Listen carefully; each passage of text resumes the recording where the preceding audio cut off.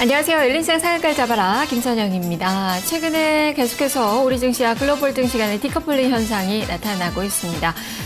글로벌 경기 회복에 대한 수혜는 받지 못하는 반면에 또 포르투갈 같은 그런 충격에는 또 민감하게 반응을 보여주는 그런 모습이 우리 증시에서 나타나고 있는데요.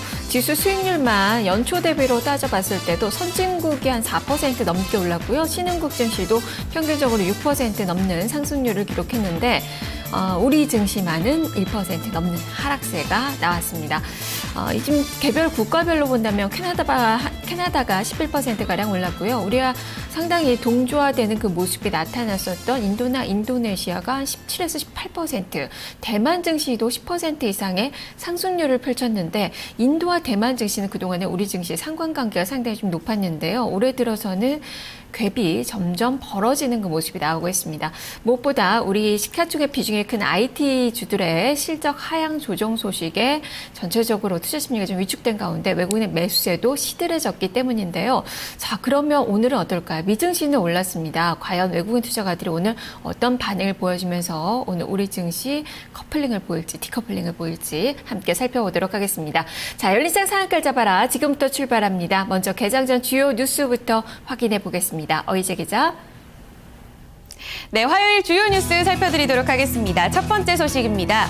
오늘은 삼성 SDI의 신주가 추가 상장되는 날입니다. 이와 함께 오늘로써 제일모직은 상장 폐지가 되는 날이기도 합니다.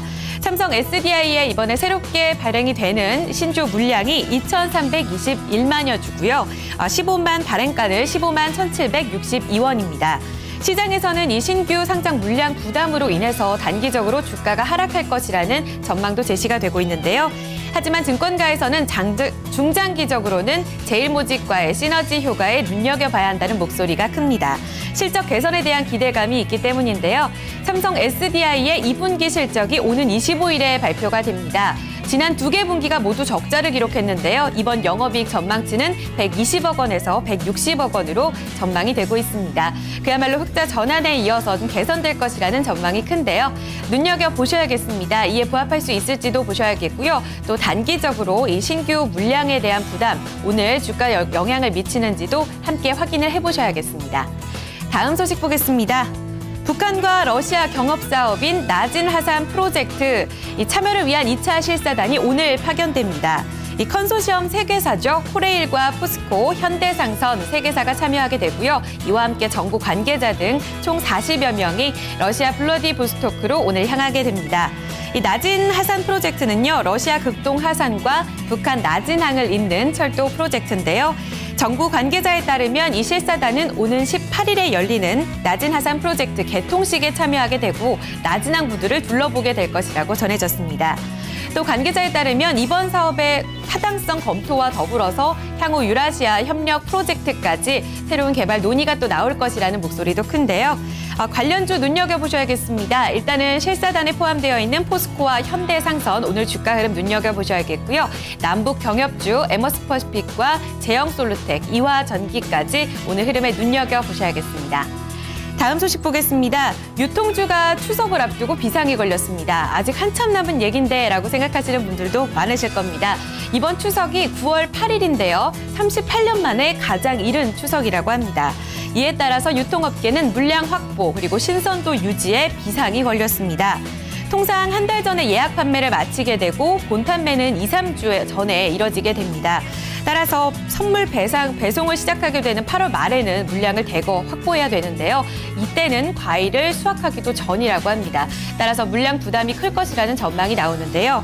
따라서 이번에 추석 사과 그리고 배 선물 세트까지 더 작년보다 올해는 10%가량 가격이 비쌀 것이라는 전망도 함께 나오고 있습니다. 유통주 소식은 끊임없이 확인해 보셔야겠습니다.